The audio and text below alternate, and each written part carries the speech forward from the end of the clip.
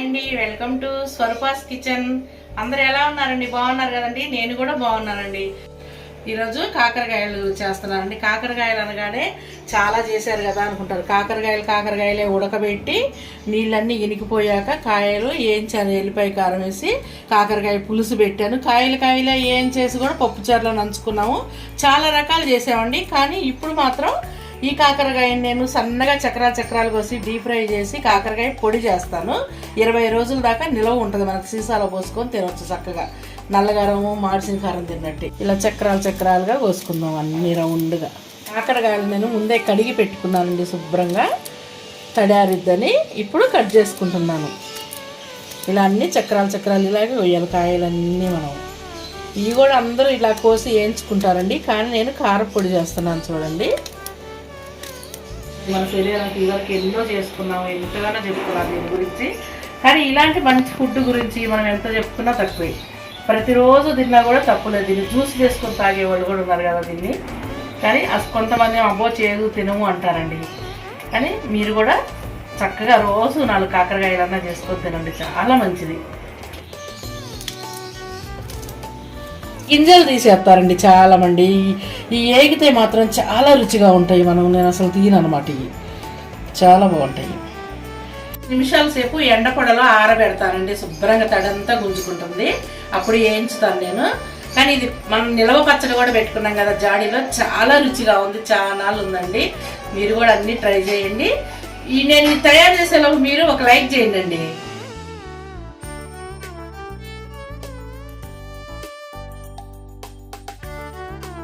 కాకరకాయలు 5 నిమిషాలు ఎండినవి నేను తీసుకొని వచ్చాను లోపలికి.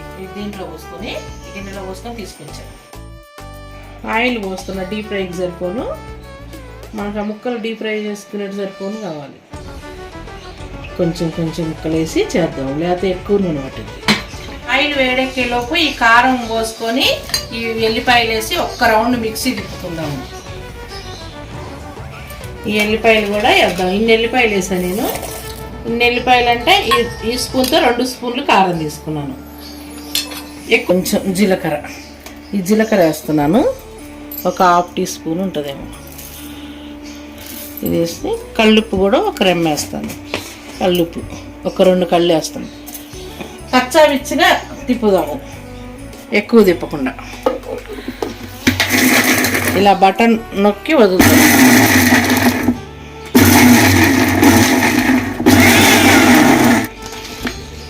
కచ్చాపిచ్చిగా నేను మంచిగా అలా మెత్తగా శుద్ధలాగా చేయకుండా కచ్చాపిచ్చిగా. నూనె వేడెక్కింది. ఈ ముక్కలు డీప్ ఫ్రై చేసుకుందాం. మనకు ఎర్రగా యాగనిద్దాం, మంచిగా యాగాలి. కానీ మంట స్లో పెట్టుకుంటే చక్కగా ఏగుతాయి, కరకరలాడతా. ఇలా తిప్పుకుంటా మాడకుండా కాయలు ముక్కలన్నీ కూడా ఇలాగే వేయించుకుందాము.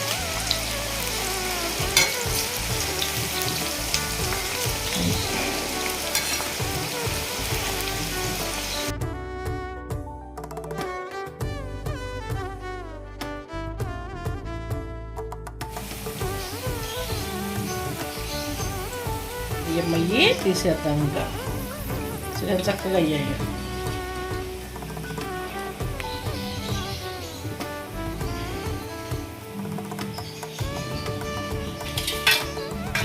నూనెలో పెడితే నూనె అంతా ఉడకబెట్టి పొడిపోయి ఇంకా ఏగే వాయి కాక ఇంకొక వాయి అయింది. 2 వాయిలు.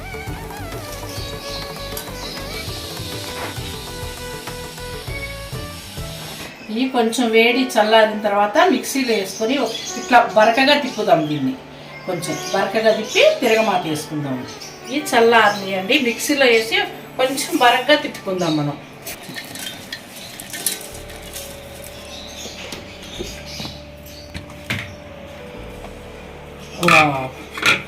చూడండి, మనకి బరకగా అయింది. పొడిగా చక్కగా పొడిగా అయింది, బరకగా అయింది. ఇలా రావాలన్నమాట. ఇలా రావాలి. ఇప్పుడు దీన్ని మనం తిరగమాత వేసుకుందాం. ఎల్లిపాయ కారం వేసి చక్కగా వేడెక్కాలండి. వేడెక్కాక తిరగమాత దినుసులు వేద్దాము.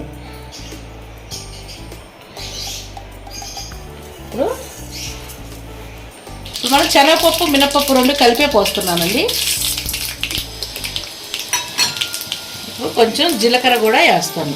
తిప్పేటప్పుడు ఎల్లిపాయ కారం జీలకర్ర వేసాను, ఇప్పుడు కూడా కొంచెం వేసాను. ఇప్పుడు ఎండుమిర్చి ఒక్కటి తుంచేసాను. మరి ఇప్పుడు కొంచెం కరివేపాకు కూడా వేసుకుందాము. చుట్టుపక్కల అవుతుంది కరివేపాకు కానీ. మంచిగా రెడ్గా వేగాయి పప్పులు. ఆ పప్పులు పంట కింద పడుతుంటే భలే ఉంటుంది. ఇప్పుడు తిప్పుదాం. కొంచెం మంట మాత్రం తక్కువ పెట్టుకుందాం. కొంచెం పసుపు వేస్తున్నా, కొంచెం వేసే పసుపు వేద్దాము. మళ్ళీ మనకి కలవాలి కదా, కారం చూసి సరిపోని వేసుకోండి, మరీ ఎక్కువ కూడా వద్దు. కొంచెం సాల్ట్ కూడా వేసుకుందాము. అందులో కొంచెం వేసే కళ్ళుప్పు, మళ్ళీ ఇప్పుడు కూడా కొంచెం వేసాము. ఇప్పుడు బాగా తిప్పుదాం మనం. ఎల్లిపాయ కారం వేసానండి, జీలకర్ర కళ్ళుప్పు వేసి తిప్పి ఎల్లిపేసి కొంచెం సాల్ట్ వేసాను, మళ్ళీ కొంచెం పసుపు వేసాను. ఈ కలిసేలాగా తిప్పుకుందాం బాగా. అన్నీ తిరగమాత దినుసులు వేసుకోవచ్చు, మనకు కరకర తగిలితే చాలా బాగుంటాయి. బాగా తిప్పుదాం. ఈ కారం అంతా ఇందులో కలిసిపోవాలి. కావాలంటే ఇందులో కొంచెం పుట్నాలు కూడా పొడి చేసి వేసుకోవచ్చు అండి, లైట్ ఒక స్పూన్ పుట్నాలు. నేనైతే ఎల్లిపాయ కారం మట్టుకే వేసేసాను.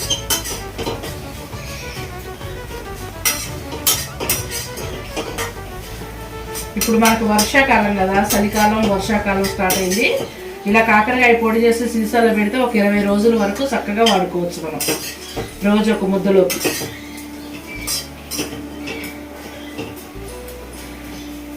కారం అయిపోయింది, మనకి రెడీ అయింది. ఇక స్టవ్ కూడా బంద్ చేశాను.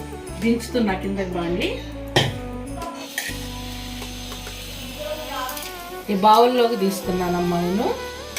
ఈ బౌల్లోకి అంతా చల్లారిపోయిన తర్వాత మనం ఒక బాటిల్ చూసుకొని ఆ బాటిల్లోకి స్టోర్ చేసుకున్నాము. మనం చక్కగా అన్నం తినేటప్పుడు వేడివేడి రైస్ మనం టేబుల్ మీద పెట్టుకున్న బాటిల్, రైస్ తినేటప్పుడు వేడివేడి రైస్లో ఒక ముద్దలో కలుపుకొని తిందాం చక్కగా.